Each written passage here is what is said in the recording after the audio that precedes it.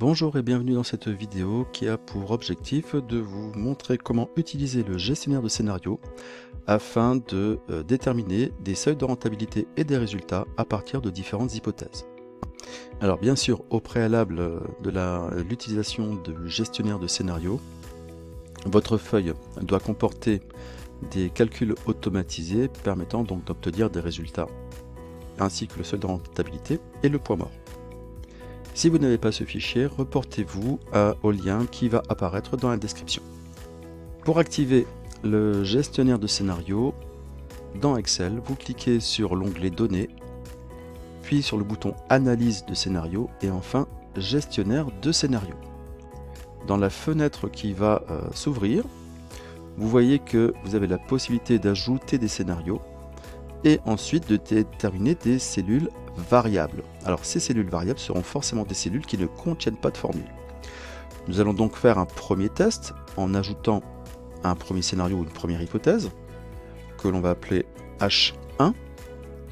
Les cellules variables ici pourraient très bien être les prévisions de vente journalières ainsi que le nombre de jours travaillés.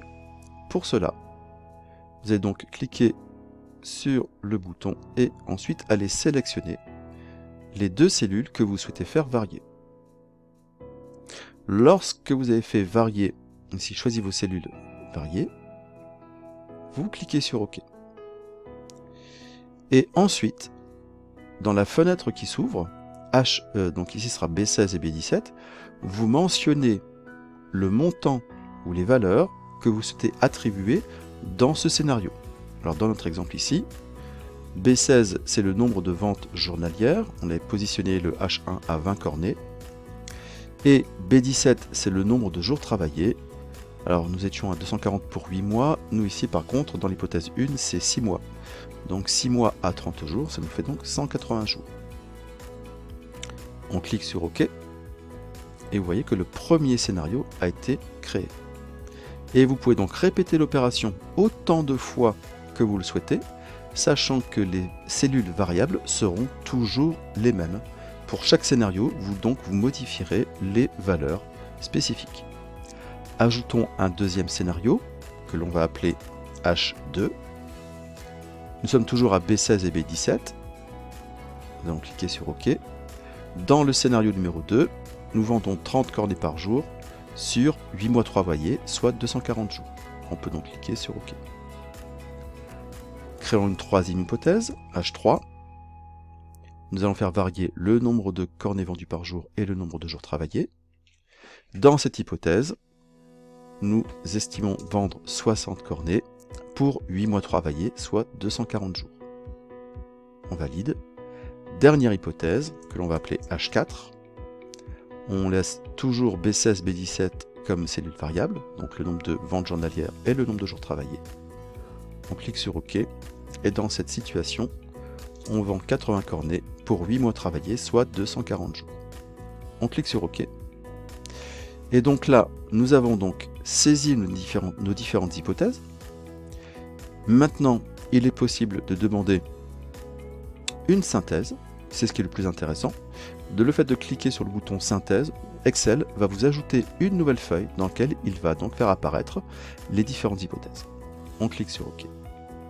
Les cellules résultantes que l'on souhaite faire apparaître dans notre cas, c'est donc le résultat, le seuil de rentabilité et le point mort.